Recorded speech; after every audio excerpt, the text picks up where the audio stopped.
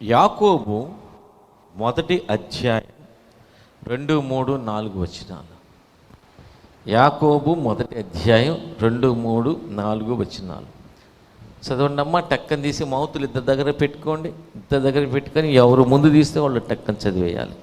నా సహోదరులారా, మీ విశ్వాసమునకు కలుగు పరీక్ష ఓర్పును పుట్టించునని ఎరిగి మీరు నానా విధములైన శోధనలో పడినప్పుడు అది మహానందమని ఎంచుకొనుడి. మీరు సంపూర్ణులను నాంగులను ఏ విషయంలోనైనాను కొదువలేని వారై ఉండునట్లు ఓర్పు తన క్రియను కొనసాగింపనీయుడి. చాలు. ఇక్కడ ఏమంటున్నాడంటే ఈ వాక్యంలో పరీక్ష ఓర్పును పుట్టించిన నెరిగి ఇదంతా కాదు. నాకు చాలా ఇంట్రెస్ట్ అనిపించిన వర్డ్ ఏంటంటే ఏ విషయములోనైనాను కొదువలేని వారునై ఉండునట్లు ఓర్పు తన క్రియను కొనసాగింపనీయడి. So that you may be perfect and completely developed, lacking in nothing అంటాడు. ఏ విషయములోనైనాను కొదువలేని వారునై ఉండునట్లు ఓర్పు అంటే ఓర్పు అంటే కొదువ లేకుండా ఉండాలంటే ఏముండాలంట? ఇదేదో చాలా డిఫరెంట్గా ఉంది కదా. ఏ విషయంలో కూడా మనం కొదువు లేకుండా ఉండాలంటే మనకేం ఉండాలంట? ఏముండాలంటే ఇప్పుడేగా చెప్పింది. ఏ విషయంలో కూడా కొదువు లేకుండా ఉండాలంటే ఓర్పు. ఆర్థికంగా కొదువు లేకుండా ఉండాలంటే ఇది చాలా డిఫరెంట్గా ఉంది. ఇది ఏ విషయంలో నేను బైబిల్లో చెప్పిన విషయమే. కొదువ లేని వారునై ఉండునట్లు ఓర్పు తన క్రియను కొనసాగించనేది బైబిల్ ఇప్పుడు వాస్తవం మాట్లాడుతుంది. సో ఆర్థికంగా మనం కొదువు లేకుండా ఉండాలంటే మనకేం ఉండాలంట? ఆరోగ్యరీత్యా మనం కొదువు లేకుండా ఉంటే మనకేం ఉండాలంట? గౌరవంలో కూడా కొదువు లేకుండా మనకేం ఉండాలంట? దేనిలో కూడా కొదువు లేకుండా ఉండాలంటే మనకేం ఉండాలంట? పెళ్ళి అవ్వాలంటే ఏముండాలి? అది కూడా కొదువే కదా. భర్త లేకపోతే భార్య లేకపోతే ఏముండాలి? ఓర్పు.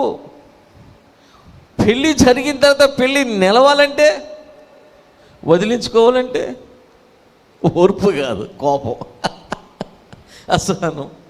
సో ఏ విషయంలో నేను కొదువ లేకుండాలంటే బైబిల్ ఏం చెప్తానంటే ఓర్పు ఉండాలంట. ఎందుకు ఓర్పు అంటే ఏంటి? ఓర్పు అంటే ఏంటి తెలుసా మీకు? ఓర్పు అంటే ఏంటో, ఓర్పు అంటే ఏంటో నేను చెప్తా వినండి.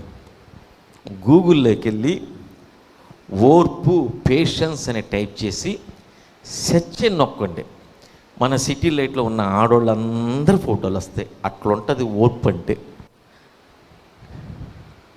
అంతేనా? ఓర్పు అంటే మీ అందరికి కూడా తెలుసు. పేషెన్స్,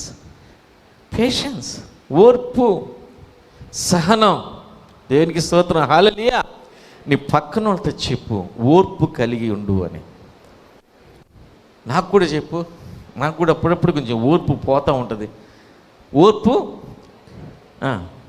మీ అందరూ కూడా ఓర్పు కలిగి ఉండండి. దయచేసి అందరం కూర్చుందాం.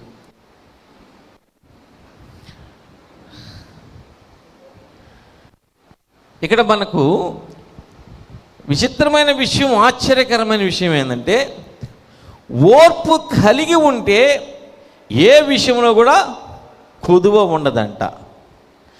విచిత్రంగా ఉంది. అంటే ఓర్పు లేకపోతే సంథింగ్ ఏదో మనకు కొదువ ఉందంటే ఓర్పు లేనట్టే. అర్థమవుతుందా?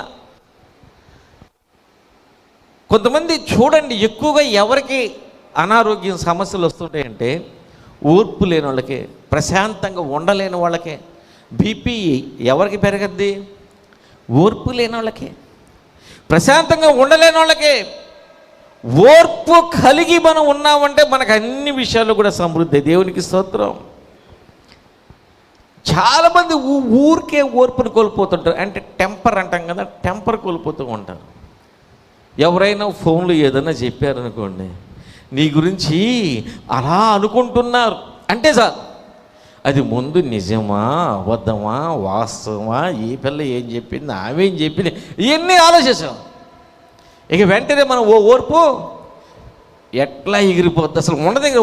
ఓరిపోతుంది వెంటనే అట్లా అయిందా, అదే అయిందా, ఇదైందా, ఈ ఫ్యాన్ ఆపేస్తాం, అలాగనా ఇలాగనా. ఎంత ఈజీగా మన టెంపర్ని మనం ఓర్పుని ఓర్పు కలిగి ఉండడం అనేది ఈ రోజుల్లో అసలు చాలా అసాధ్యమైపోతూ ఉంది. అరే అంటే అన్నీ అనుకుంటే అనుకోని పోతే పని వాళ్ళ మానాన్ని వాళ్ళు పోతారులే, వాళ్ళ పాపాన్ని వాళ్ళు పోతారులే, అయితే అయిందిలే, నాకేమైందిలే అనుకుంటే ఇలాంటి మనస్తత్వం పోయి వెంటనే కోపాలు, వెంటనే మన నోటుకొచ్చిన మాట విసరడాలు, వెంటనే దానికి ఇంకో రకంగా యాక్షన్లోకి దిగడం. దీనన్నిటి వల్ల ఏమొస్తున్నాయంటే నాశనం వస్తుందంట, ఇబ్బందులు వస్తాయంట. దేవుని వాక్యం ఏం చెప్తున్నాడంటే మనము ఫలించాలి అన్నా కూడా మనకేముండాలంటే ఓర్పు ఉండాలంట. దానికి ముందు ఒక విషయం చెప్తా వినండి. సామెతల గ్రంథంలో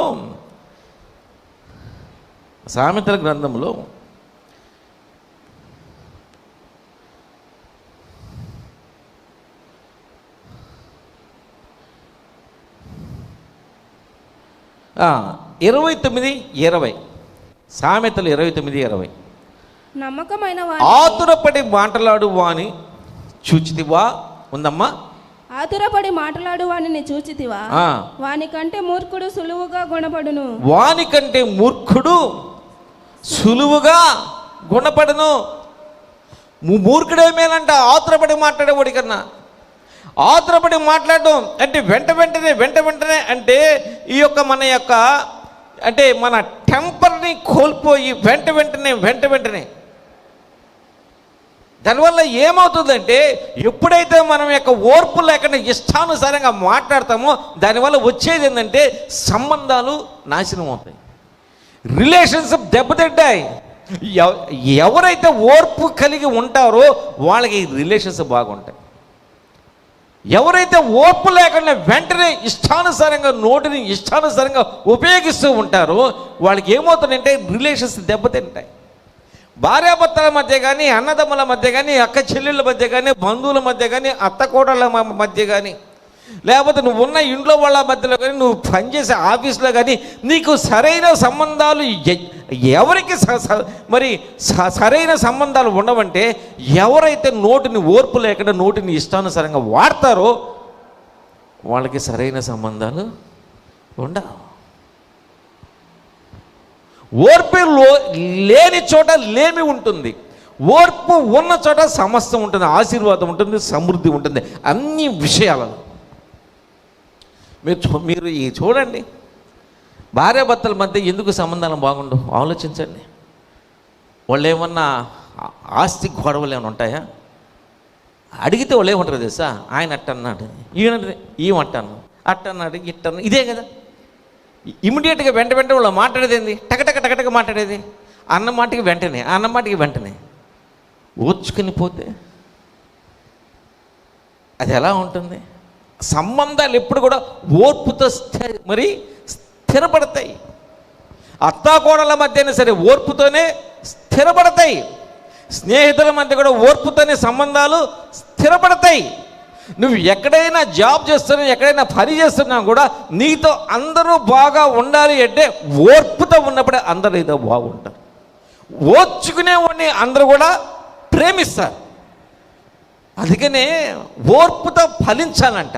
దేవుని వాక్యం ఏం చెప్తూ ఉందంటే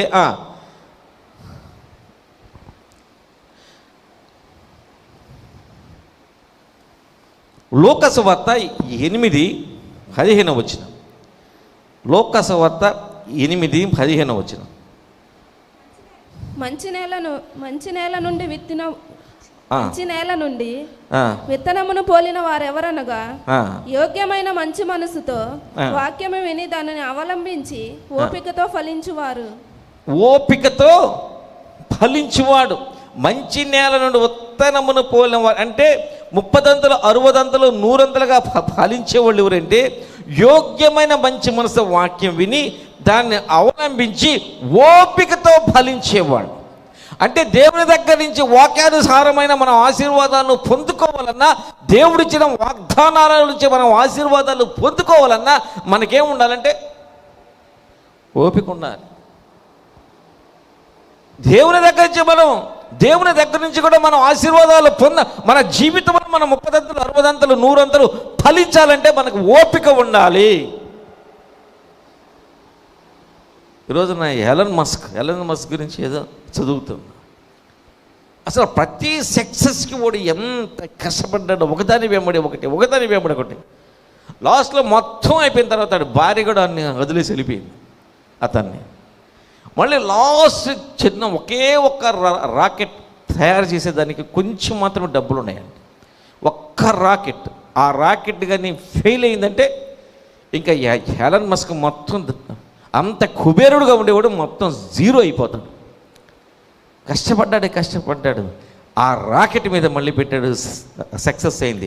ఈరోజు ప్రపంచంలో అత్యంత ధనవంతుడు. ఓపిక, మనం ఓపిక కలిగి ఉండి, శ్రద్ధ కలిగి ఉండి, ఓర్పుతో ఉంటే నువ్వు చేసే పనిలో కూడా నువ్వు సక్సెస్ అవు. ఆ ఓపిక లేక ఎంతమంది, ఒకసారి ఇది ఒక పల్లెటూరులో ఒక మీటింగ్ అంతా అయిపోయింది, చూస్తూ ఉన్నాం. ఆ పక్కనే త్వరగా అయిపోయింది కదా, పక్కనే ఒక ఆవిడ మరి ఆ పిల్లోడు కయ్యనే ఏడుస్తుంటే హాస్పిటల్కి ఎత్తుకొని వెళ్తున్నారు. జరిగింది ఏంటి అంటే అడిగితే, ఈమె పిల్లవాడికి స్నానం చేద్దామని వేడి నీళ్ళు బకెట్లో పోసుకొని ఆ బాత్రూమ్ దగ్గర ఇంటి వెనకాల వాళ్ళకి ఇది కదా ఉండేది, ఆ రాయి దగ్గర పెట్టేసింది. అంటే పెట్టి పిల్లోడిని తీసుకొద్దామని ఇంట్లోకి వెళ్ళేటప్పటికి ఈ లోపల పక్కింటి అంతా తగు వచ్చిందండి. పక్కింటమి ఈమె హోరీ పోరాడుకొని ఆ తగు సమసిపోతున్నప్పుడు ఈ పిల్లోడికి స్నానం చేయాలి కదా, గబగబా వాడిని పట్టుకుని ఈ మీద 2 బాదులు బాది వాడిని సర్ర లాక్కురిచ్చి ఆ వేడి నీళ్ళల్లో చల్లనీళ్ళు కలపాలి కదా, వేడి నీళ్ళలో చల్లనీళ్ళు మిక్స్ చేయకుండా ఆ దెబ్బలో వేడి నీళ్ళు ముంచి ఆడి తల మీద పోసిందండి నీళ్ళు, వేడి నీళ్ళు. మనిషి అంతా ఒక్కసారి ఎర్రగా మారిపోయి అరుపులు కేకలు. దేనివల్ల జరిగింది? ఓర్పు లేకపోవడం వల్ల. నీకు ఓర్పు లేకపోవడం వల్ల నష్టం కలిగించేది ఎవరంటే నువ్వే. ఓపికతో ఫలించాలి. మనం ఫలించాలంటే మన జీవితంలో ఏముండాలంటే ఓపిక ఉండాలి. దేవుడి దగ్గర నుంచి కూడా వాగ్దానాలను పొందే దాంట్లో కూడా దేవుడి దగ్గర కలిసి ఉన్న ఆ యొక్క రిలేషన్షిప్లో కూడా ఎంతోమంది ఓపిక లేకుండా వాగ్దానాలకి అర్హులై ఉండి కూడా వాగ్దానాలు లేకుండా, ఆశీర్వాదాలు లేకుండా దేవుడికి దూరం అవుతున్నారు. ఎంతకాలం ఉన్నా దేవుడు నాకు చేసింది ఏమీ లేదు. దేవుడికి దూరం అయితే దేవుడి మీద కూడా అలిగి, దేవుడి మీద కూడా ఓర్పు లేకుండా దేవుడి మీద అలిగితే దేవుడికి ఏమైనా నష్టం వస్తుందా? దేవుడికే నష్టం ఉండదు. దేవుడి దగ్గర నుంచి కూడా మనం ఒకటి పొందుకోవాలన్నా, ఒక వాగ్దానం పొందుకోవాలన్నా, ఒక ఆశీర్వాదం పొందుకోవాలన్నా మనకేం ఉండాలంటే ఓపికతో ఎదురు చూడాలి. హల్లెలూయా. ఓపికతో దేవుడి దగ్గర ఎదురు చూసే వాళ్ళే ఆశీర్వాదాలు పొందుకుంటారు. అబ్రహాం గురించి ఇక్కడ ఏమని రాయబడిందంటే, అబ్రహాం గురించి హెబ్రీలు 6వ అధ్యాయం 15వ వచనం. హెబ్రీలు 6వ అధ్యాయం 15వ వచనం చదవండి అమ్మా. ఆ మాట నమ్మి అతడు ఓర్పుతో సహించి ఆ వాగ్దాన ఫలము పొందెను. ఆ మాట నమ్మి అతడు ఓర్పుతో సహించి, ఎవరు? అబ్రహాం గురించి రాస్తున్నారు. ఆ వాగ్దాన ఫలము పొందేను. ఓర్పుతో సహించి అంటే దేవుడు అబ్రహాంకి వాగ్దానం చేసిన 25 సంవత్సరాల తరువాత ఆ వాగ్దానం నెరవేరింది. బాబోయ్, నేనైతే అంతకాలం వెయిట్ చేయలేను, నా వలగా. మనం ఎంతకాలం వెయిట్ చేస్తాం కూడా దేవుడికి తెలుసు. మనం ఓపికతో, అబ్రహాం అయితే దేవుడిచ్చిన వాగ్దానాన్ని నమ్మి ఓర్పుతో దానికోసం ఎదురు చూసి ఆ వాగ్దాన ఫలాన్ని పొందాడంట. మనకి ఈరోజు ప్రార్థన చేస్తే రేపు దానికలు వచ్చేయాలి, రాకపోతే దేవుడిని అనుమానిస్తాం, లేదా మన ప్రార్థనని అనుమానిస్తాం. దేవుని వాక్యం ఏం చెప్తుందంటే, నీవిచ్చిన వాగ్దానం కొరకు ఎదురు చూస్తూ నా కన్నులు క్షీణించుచున్నవి, నన్ను ఎప్పుడు ఆదరించదువో అని నీవిచ్చిన వాగ్దానం కొరకు ఎదురు చూస్తూ నా కన్నులు క్షీణించుచున్నవంటాడు. అంతగా దావీదు దేవుడిచ్చిన వాగ్దానాన్ని నమ్మి, ఎవరు ఓపికతో ఎదురు చూడగలరంటే ఎవరైతే నమ్ముతారో వాళ్ళు ఓపికతో ఎదురు చూడగలరా. వాళ్ళకి ఒక మన జీవితంలో మనకు సక్సెస్ అనేది కావాలంటే ఓపిక, ఓర్పు. ఈ ఓపిక ఓర్పు లేని వాళ్ళకి సక్సెస్ అనేది ఎక్కడ ఉండదు. సమృద్ధి కాదు, సక్సెస్ ఉండదు, మనశ్శాంతి కూడా ఉండదు, మన ఒంట్లో మన హృదయంలో సమాధానం కూడా ఉండదు. బైబిల్ గ్రంథం చూస్తే ఓర్పు లేని ఒక భార్య కనబడుతుంది. ఓర్పు లేని భార్య అంటే భర్తలకు కూడా ఓర్పు లేని వాళ్ళు ఉంటారు. బైబిల్ గ్రంథంలో ఓర్పు లేని భార్య. పాపం దావీదు మందసాన్ని తీసుకొని యెరూషలేముకి వస్తాడు. ఎట్లా వస్తాడు అంటే, ఆ మందసం దేవుడు నేనున్న ప్రదేశానికి వస్తున్నాడని సంతోషంతో, ఆనందంతో, ఒక గొర్రెల దొడ్డిలోంచి నన్ను దేవుడు తీసుకొచ్చి మరి ఈ యొక్క ఇశ్రాయేలు మీద రాజుగా నన్ను ఆయన ఏర్పాటు చేశారన్న సంతోషంతో ఆ దేవుని మందసం యెరూషలేముకి వస్తుంటే సంతోషంతో, ఆనందంతో నాట్యం ఆడుతూ వస్తూ ఉంటే, దావీదు భార్య మీకాలు కిటికీలోంచి చూసి దావీదు అలాగ నాట్యం ఆడడం చూసి ఆమె దావీదుని బట్టి తన హృదయంలో చాలా నీచంగా ఆమె ఆలోచించిందంట. చిచ్చి, ఇతను రాజయ్య ఉన్నాడు, రాజయ్యుండి కూడా ఏంటిది, రాజుగా ఉండాల్సిన ఎంత హుందాగా, ఎంత డిగ్నిఫైడ్గా ఉండాలి. కానీ ఆ హుందాతను, ఆ డిగ్నిఫైడ్ అంతా వదిలేసి ఏదో దేవుడి మందసం వస్తుందని అందరిలాగా మామూలు సాధారణమైన ప్రజల్లాగా, ఇంకో రకంగా చెప్పాలంటే ఒక మాసులాగా, ఒక మాసోళ్ళలాగా రాజయ్య ఉండి ఒక మాసోళ్ళలాగా పనికిమాలిన వ్యక్తుడొకడు నాట్యం చేసినట్టు దేవుడి మనసు ముందు నాట్యం ఆటని దావీదుని గురించి హీనపరుచుకుందంట. హీనపరుచుకొని దావీదు ఆ మందసాన్ని అక్కడ ఉంచేసి తన కుటుంబాన్ని ఆశీర్వదిద్దామని ఫస్ట్ ఎవరి దగ్గరకు వచ్చాడంటే మీకాల దగ్గరకు వచ్చాడు. దావీదుకి అప్పటికి చాలామంది భార్యలు ఉన్నారు. పాపం మీకాలకి సంతానం లేదు. ఫస్ట్ రావడం మీకాల దగ్గరకు వచ్చాడు. మీకాల్ని ఆశీర్వదించుదాం, నేను ఎంత కష్టపడి ఈ మందసాన్ని తీసుకొచ్చా కదా, దేవుని యొక్క శక్తి, దేవుని యొక్క ఆశీర్వాద ఫలం నాతో ఉంది కదా, మీకాలుని ఆశీర్వదించదామని ఫస్ట్ దావీదు మీకాల దగ్గరకు వచ్చాడంట. కానీ మీకాలు, ఓర్పు లేని మీకాలు, తన మాటను అదుపులో ఉంచుకోలేని మీకాలు, నోటికి ఏది పెడితే అది మాట్లాడే మీకాలు దావీదుని చూస్తానే దావీదు ఆశీర్వాదం ఇచ్చేంత వరకు కూడా ఆగల, కాసేపు కూడా ఆగల. ఆ ఆశీర్వాదం స్టార్ట్ చేసేంత వరకు 1 నిమిషం ఆశీర్వాదం ఇస్తాడు. దావీదు ఇచ్చే ఆశీర్వాదం స్వీకరించేంత కాసేపు కూడా ఆగకుండా దావీదుని చూస్తానే వెంటనే నోట్ నుంచి పర మాటలనేసింది. ఏమన్నా తెలుసా, మనం కానీ చూస్తే 2వ సమూయేలు 6వ అధ్యాయం 20వ వచనం.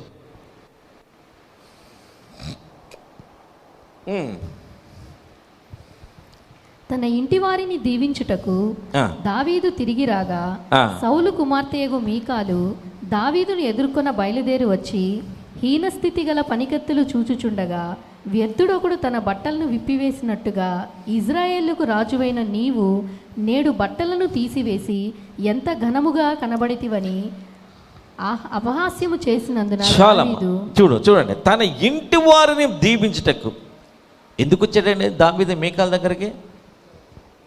ఎందుకు వచ్చాడు? ఆమెను దీవించడానికి, తన ఇంటి వారిని దీవించటకు దావీదు తిరిగి రాగా సౌలు కుమార్తె యొక్క మీకాలు దావీదు ఎదుర్కొన్న బయలుదేరి వచ్చి ఏం మాట్లాడాల, రావడం నోరు బారేసుకుంది. అంత అభిషేకం పొందిన దావీదు అంత గొప్ప పని చేసి దేవుని మందసాన్ని తీసుకొచ్చి అక్కడ ఉంచితే దేవుడికి ఇష్టమని ఎంతో గొప్ప పని చేసి దీవిద్దామని వచ్చినప్పుడు ఆ దీవెనలో అందుకోవలసిన మీకాలు ఆ దీవించే దావీదుని నోటుకు చెట్టు మాట్లాడడం మొదలుపెట్టి, వ్యర్థుడు కూడా తన బట్టలను విప్పివేసినట్టు ఓర్పు లేని భార్య. దావీదు వెంటనే ఏమన్నాడు? దోర్మాయ్, జాగ్రత్త, తాట తీస్తా ఏమనుకుంటాడో అన్నాడా? చెండాలు ఒలిచేస్తా, నోరెగిస్తుందేంటి అన్నాడా? మీ ఇంట్లో ఎవరన్నా మిమ్మల్ని అట్ట అన్నారా? అంటే ఇంకేముంటుంది, కాఫీలు ఎలుకల ముందు గెలిపి చంపేయడమే. ఇంతవరకు ఐడియా రాలేదయ్య గారు అంటారా? దావీదు కూడా అనలా. దావీదు ఏమన్నాడు తెలుసా? ఓర్పు లేకుండా నోటికి ఇష్టం వచ్చిన పరపర పరపర పరపర పరపర మాట్లాడుతుంటే దావీదు వెంటనే నన్నంటావా అని చెప్పి అనలా. దావీదు ఎంత ఓర్పు అండి, నిజంగా ఎంత సహనమో, ఎంత ఓర్పు. దావీదు ఏమన్నాడు తెలుసా? 6వ అధ్యాయం అందులోనే 22వ వచనం, ఇంతకంటే మరీ ఎక్కువగా నేను తృణీకరింపబడి నా దృష్టికి నేను అల్పుడనై నీవు చెప్పిన పనికత్తెల దృష్టికి గనుడవగుదునని మీకాలుతో అనేను. ఇంతకంటే నా దేవుని కోసం నేను ఎంతకంటే ఎక్కువగా తృణీకరింపబడినా పర్వాలేదు, నా దేవుని కోసం ఇంతకన్నా నన్ను ఎక్కువగా తృణీకరించిన పర్లేదు, నా దేవుని నేను ఘనపరచాల్సిన స్థితి వస్తే నేను ఎంతగా తృణీకరింపబడినా పర్వాలేదు, ఇంకా ఎక్కువగా తృణీకరింపబడినా పర్వాలే, నేను అల్పుడిని అయిపోతా, నా దేవుడి కోసం నేను అల్పుడిని అయిపోతా. ఎంత వినయంగా మాట్లాడండి. అంత పరపర నోరేసుకొని వస్తూ ఉంటే ఇంత వినయంగా దావీదు మాట్లాడతాడేంటి? అంత వినయంగా మాట్లాడాడు. ఇలాంటి వాళ్ళు ఉంటారు అసలు? ఏంటి అలా మౌనం కన్నారు? ఇలాంటి వాళ్ళు కనబడతారా? భార్య ఓనే గయ్యాళ్ళు నోరేసుకుని వస్తుంటే దావీదులాలు ఇలాగా అదే స్థాయిలో రెచ్చిపోకుండా, ఏం అంటే అదే స్థాయిలో రెచ్చిపోకుండా ఎంత నెమ్మదిగా, ఎంత ఓర్పుగా సమాధానం చెప్పి భర్తలు ఉన్నారా? లేకపోతే ఒకసారి మీ లెఫ్ట్ సైడ్ చూడండి. ఏం స్ట్రైట్గా చూడకూడదా అని అనబాకండి, నేరుగా చూడకూడదా ఇక అనబాకండి.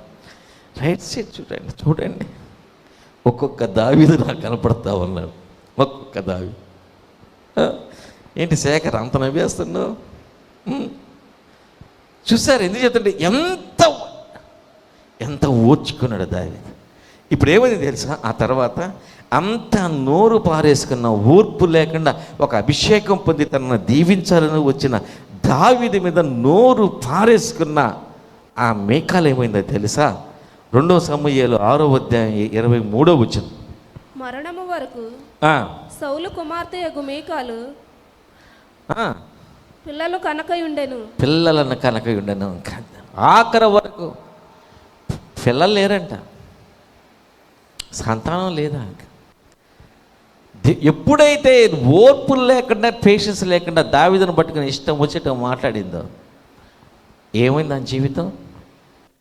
సంతానం లేదు. అదే ఓర్పుతో కాస్త సహనముతో ఉండి ఓర్చుకొని దావీదు చెప్పేదేదో వినేంత వరకు ఉండి దావీదు ఇచ్చే దీవెనను స్వీకరించి ఉంటే మీకాలకి సంతానం ఉండేది, ఆశింపబడేది. ఓర్పు లేకపోవడమే మీకాలకి సంతానం లేకపోవడానికి కారణమైందంట. దేవుని బిడ్డలు నేను చెప్తున్నా, ఓర్పు లేకపోతే దేవుని ఆశీర్వాదాన్ని ఒప్పుకోలేవు. ఎలా పడితే అలా మాట్లాడటం, ఎలా పడితే అలా యాక్షన్కి ప్రతి యాక్షన్, ఆమె అట చేసిందా నేను ఎట్లా చేద్దాం, వాడు అట చేశాడు నేను ఎట్లా చేద్దాం, ఆయన ఎట్లా చేశాడు నేను ఇట్లాగా ఈ చేద్దాం, అది ఎట్లాగా చేసిందా, దెబ్బకి దెబ్బ, దెబ్బకి దెబ్బ, రిటర్న్ గిఫ్ట్, అది ఇది అనుకుంటే నో. అలాంటి చోట ఏముంటుంది అంటే ఫస్ట్లో మనమేమి చెప్పుకున్నాం, ఓర్పు ఉంటే అక్కడ ఏముంటుందంట, కొదువ లేని వారై ఉంటారు అన్నిట్లో. ఓర్పు లేకపోతే కొదువు ఉంటుంది, ఏదో ఒక కొదువ. ఓర్పు లేకపోతే ఏదో ఒక కొదువ, సంథింగ్ మనం ఒకసారి అలాంటి జీవితాలు మనం చెక్ చేసుకున్నామంటే ఓర్పు లేని సందర్భాల ఓర్పు ఉందా లేదా మనల్ని ఒకసారి మనం చెక్ చేసుకోవచ్చు. ఓర్పు ఉందా లేదా? ఎవడో నేను విసిగిస్తే తీసుకుని వచ్చి ఇంట్లోనే వేస్తూ ఉంటారు. బయట ఉన్న స్ట్రెస్ అంతా, బయట ఉన్న కోపాలన్నీ కూడా ఇంట్లో ప్రదర్శిస్తూ ఉంటారు. కాసేపు కూడా ఓర్పు లేకుండా ఇష్ట ప్రకారం మాట్లాడడం, ఇష్ట ప్రకారం ఈ చేయడం, దీనివల్ల ఏమవుతుందంటే కుదువ ఉంటుంది. కుదువ లేకుండా ఉండాలంటే మన జీవితాల్లో ఏముండాలంటే ఓర్పు ఉండాలంట. అసలు ఓర్పు లేకపోవడం వల్ల ఒక రాజే తన యొక్క రాజు యొక్క స్థానాన్ని కోల్పోయాడు. కేవలం ఓర్పు లేకపోవడం వలన, కనిపెట్టుకొని ఉండలేకపోవడం వలన, ఓర్పు లేకపోవడం వలన బైబిల్ గ్రంథంలో ఒక రాజు దేవుడిచ్చిన అనుగ్రహించిన ఆ యొక్క కింగ్డమ్, ఆ రాజు అనే స్థానాన్ని కోల్పోవాల్సి వచ్చింది. ఎక్కడంటే మనం చూస్తే సౌలు గురించి మనం కానీ చూస్తే 2వ సమూయేలు 6వ అధ్యాయం 20వ వచనం కానీ చూస్తే అది కాదండి, 1 సమూయేలు 10వ అధ్యాయం 8వ వచనం. 1 సమూయేలు 10వ అధ్యాయం 8వ వచనం. అక్కడ ఏమని రాయబడిందంటే, నాకంటే ముందు నీవు గిల్గాలుకు వెళ్ళగా దహన బలులను సమాధాన బలులను అర్పించుటకై నేను నీ యొద్దకు దిగి వత్తును. నేను నీ యొద్దకు వచ్చి నువ్వు చేయవలసిన దానిని నీకు తెలియజేయు వరకు 7 దినముల పాటు నీవు అచ్చట నిలవవాలి. చాలా ఏమంటున్నాడంటే సమూయేలు సౌలుతో అంటున్నాడు, అరే నాయనా, నువ్వు 7 రోజులు నా కోసం వెయిట్ చేయి, నేను వస్తాను. నేను వచ్చిన తర్వాత దేవుడికి యాజకుడిగా నేను ఇవ్వాల్సిన బలులు ఇచ్చిన తరువాత నువ్వేమి చేయాలా అనేది దేవుడి దగ్గర నేను ఎంక్వైరీ చేసి నేను నీకు చెప్తాను. 7 రోజులు నా కోసం వెయిట్ చేయి అన్నాడు. వెయిట్ చేయాలా? అసలు ది మోస్ట్ ఇంపేషెంట్ కింగ్ ఎవరంటే బైబిల్లో సౌలే. ది మోస్ట్ ఇంపేషెంట్ కింగ్ అన్నమాట. ఏమాత్రం కూడా సహనము లేని వ్యక్తి సౌలు. మరి సమూయేలు అయితే 7 రోజులు నువ్వు వెయిట్ చేయాలి, నేను వస్తాను. దేవుడికి బలులు ఇచ్చి దేవుడు నువ్వేమి చేయాలో దేవుడి దగ్గర నుంచి నేను ఆ యొక్క సందేశాన్ని స్వీకరించి నేను నీతో చెప్తాను, అప్పుడు ఏమి చేయాలా అనేది అప్పుడు నీకు అర్థమవుతుంది అంటాడు. అంటే అప్పుడు సౌలు ఏం చేస్తాడంటే ఆ తర్వాత వచ్చింది మా అమ్మ సమూయేలు చెప్పినట్టు అతడు 7 దినములు ఆగి సమూయేలు గిల్గాలునకు రాకపోవటయు జనులు తన యుద్ధ నుండి చెదరిపోవటయు చూచి దహన బలులను సమాధాన బలులను నా యొద్దకు తీసుకుని రమ్మని చెప్పి దహన బలి అర్పించాను. అది ఎవరు అర్పించాలా? దహన బలి యాజకులు అర్పించాలా. సమూయేలు తన యొద్దకు రాకపోవడము చూచి సమూయేలు అర్పించాడంట. ఆ తర్వాత అర్పించినప్పుడు అప్పుడు ఏమైందయ్యా అంటే అతడు దహన బలి అర్పించి చాలించిన వెంటనే సమూయేలు వచ్చాడు. కాసేపు కూడా వెయిట్ చేయలేకపోయినాడు, ఓర్పు లేదు.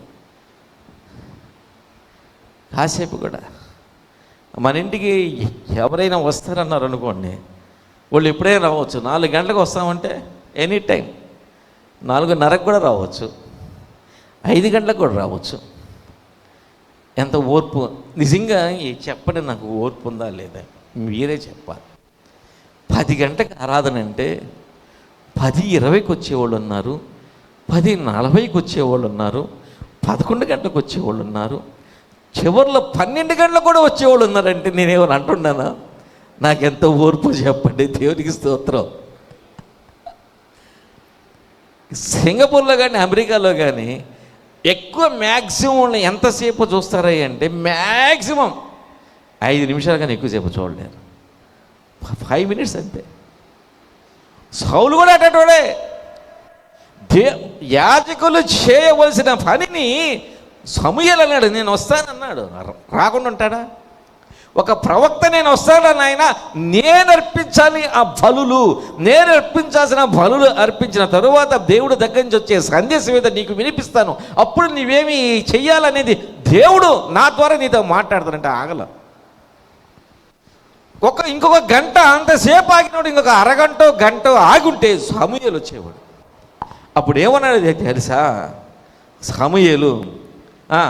అందులోనే మనం చూస్తే అందుకు సమూయేలు ఇట్లనేను, నీ దేవుడైన యెహోవా నీకు ఇచ్చిన ఆజ్ఞను గైకొనక నీవు అవివేకపు పని చేసితివి. నీ రాజ్యముని ఇశ్రాయేలుల మీద సదాకాలము స్థిరపరచుటకు యెహోవా తలంచిండెను, అయితే నీ రాజ్యము నిలువదు. పోయి ఓపికతో ఎదురు చూడలేకపోవడం వల్ల సౌలు యొక్క రాజ్యమే పోయింది. యెహోవా తన చిత్తానుసారమైన మనస్సు గల యొక్కని కనుగొని ఉన్నాడు. నీకు ఆజ్ఞాపించిన దాన్ని నీవు గైకొనకపోతివి కనుక యెహోవా తన జనుల మీద అతనిని అధిపతిగా నియమించు. అయిపోయి. ఓపిక లేకపోవడం వల్ల ఒక రాజు తన రాజ్యాన్ని కోల్పోయాడు. ఓపిక, పేషెన్స్.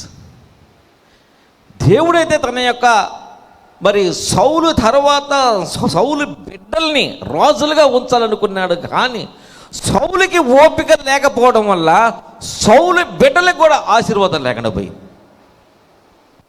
మీకు ఓపిక లేకపోవడం వల్ల ఈ పెద్దలైన మీకు, తల్లిదండ్రులైన మీకు ఓపిక లేకపోవడం వల్ల దేవుడు అనుగ్రహించే ఆశీర్వాదాలు మీ బిడ్డలు కూడా సంపాదించుకోలేకపోతున్నారు.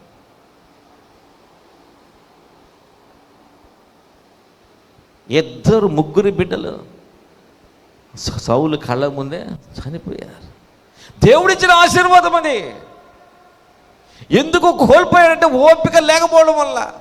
నేను చెప్పను నీకు ఒక మాట, నన్నేం అనుకోరు కదా, నన్నేమో అనుకుంటారా? ఏమనుకోరు కదా. వాస్తవం చెప్తా, ఆదివారం మనకు ప్రార్థన ఉంది 10 గంటల నుంచి 12 గంటల వరకు, ఒక్కొక్కసారి 12:30 దాకా కూడా. 10 గంటల నుంచి 12:30 దాకా మనం మందిరంలో ఉండాలంటే మనకి ఏం ఉండాలా? ఓర్పు ఉండాలి. మధ్యలో అయ్యగారు ఊరికి ఖాళీగా ఉంటాడు, శుక్రవారం ప్రార్థన కూడా పెట్టాడు. ఎప్పుడైనా మనకు అనారోగ్యంగా ఉన్నా, మన ఇంట్లో ఏదన్నా సమస్య ఉన్నా, శుక్రవారం ఉపవాస ప్రార్థన 12 గంటల నుంచి 3 గంటల దాకా ఉపవాస ప్రార్థన ఉండాలంటే ఏం ఉండాలా? ఏంటి కామ్ అయిపోయారా? ఏముండాలా? సరే, మళ్ళీ బుధవారం బైబిల్ స్టడీ ఉంది. ఆదివారం వచ్చి మళ్ళీ బుధవారం గంటన్నరసలో సమయం బైబిల్ స్టడీకి వెచ్చించాలంటే ఏముండాలా? మనకేముండాలా?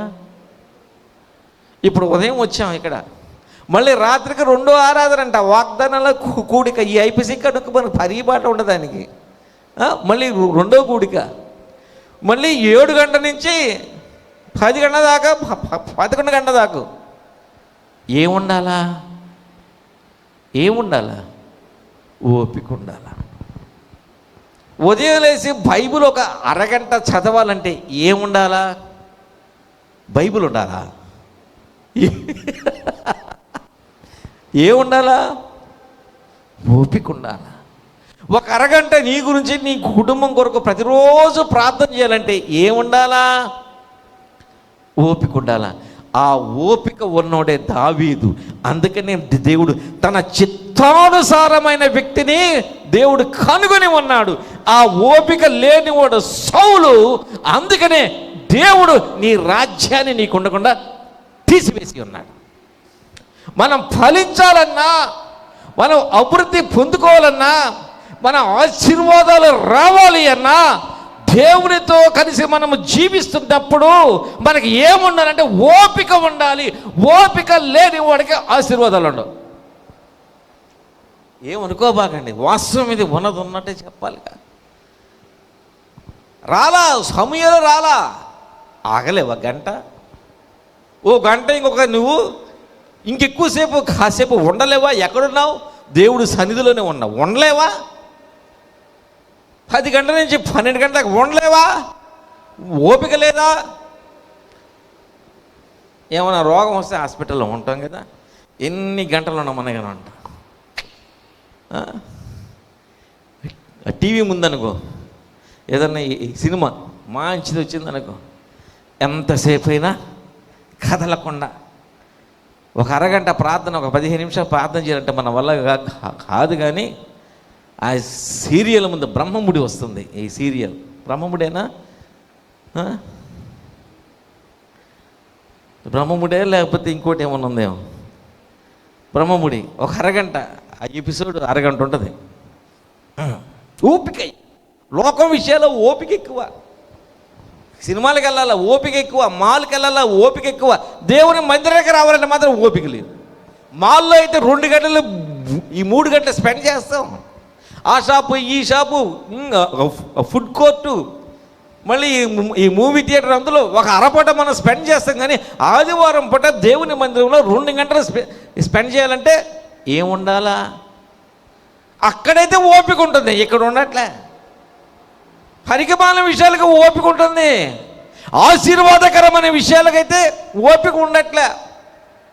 ఎవడైనా ఏదన్నా ఒక మాట ఈ చెప్పాడనుకో, పనికిమాలమైన మాటలు, ఇక్కడ అంతే, ఓపిక ఉండదు. వెంటనే ఈ తగ్గుకి రెడీ, తగ్గేదేలే, తగ్గేదేలే. ఎవరైనా ఏమైనా మాట అన్నారనుకో, నీ గురించి అంట ఇట్ట అన్నారనుకో, అది నిజమా కాదా, వాస్తవా కాదా ఆలోచించారులే. ఆ పరికమాల మాటకు నమ్మడమే. చెప్పు ఒక మాట నీ పక్కన చెప్పు, పరికమాల మాటలు నమ్మొద్దు అని.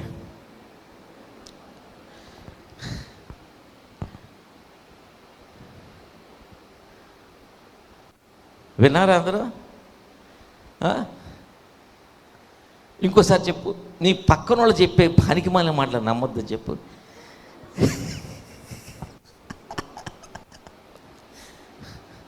ఇప్పుడు ఆ పక్కన వాళ్ళు ఎవరు?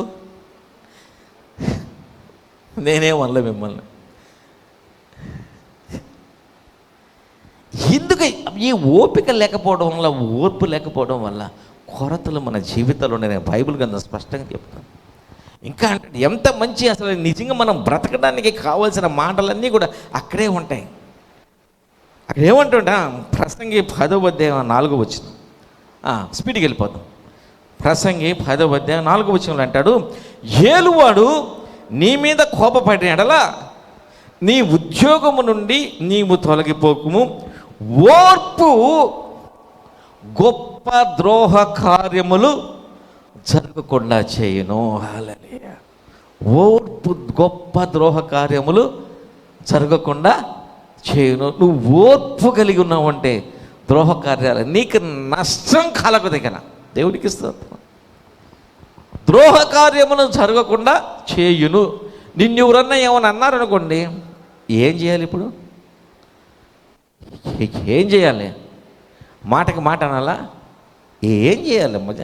చెప్పండి రా ఒకసారి వింటాను. నేను ఎవరైనా ఏమైనా అన్నారనుకోండి, ఏం చేయాలి? ఓర్చుకోవాలి. ఓర్చుకోవాలి. మీ ఇంట్లో నిన్ను ఎవరైనా ఏమైనా అన్నారనుకోండి, ఏం చేయాలి? ఏం చేయాలి? మీ సంఘంలో ఎవరైనా ఏమైనా అన్నారనుకోండి, ఏం చేయాలి? ఏం చేయాలి?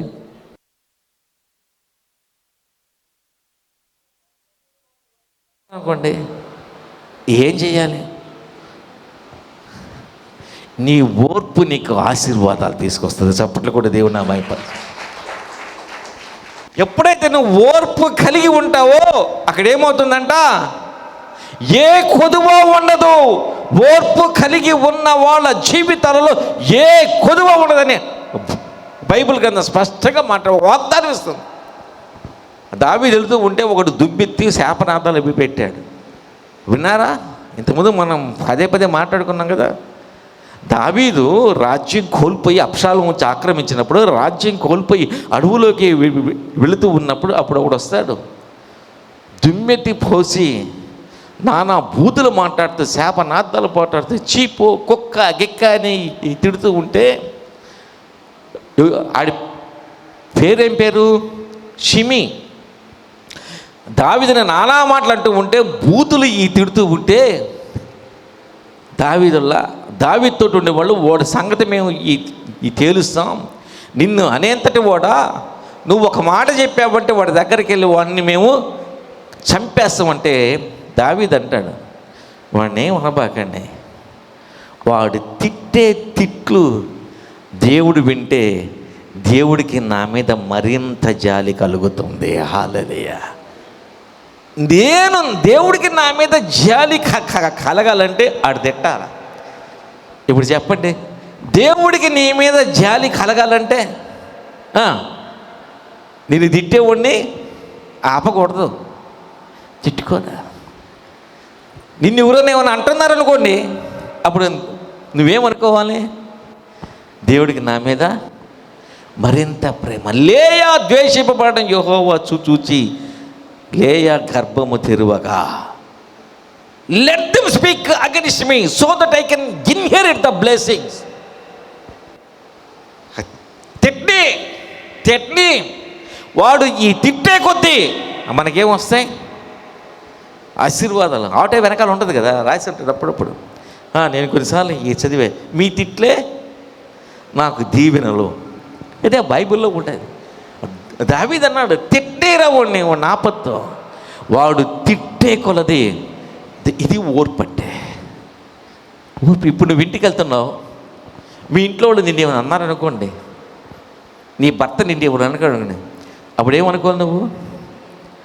నువ్వేమనుకోవాలి?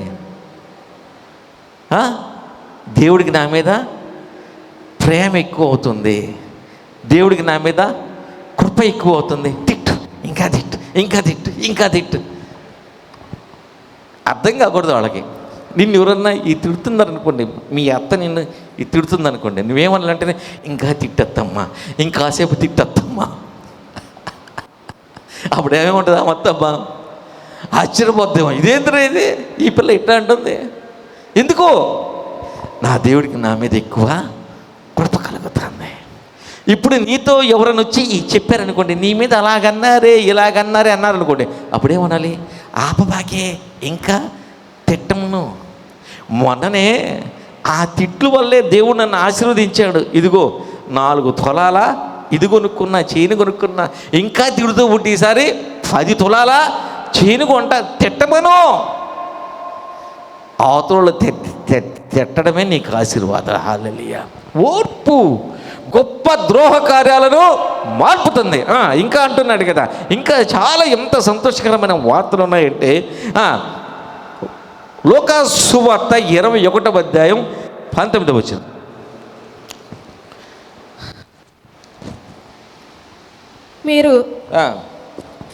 మీరు మీ ఓర్పు చేత మీ ప్రాణములను దక్కించుకుందరు.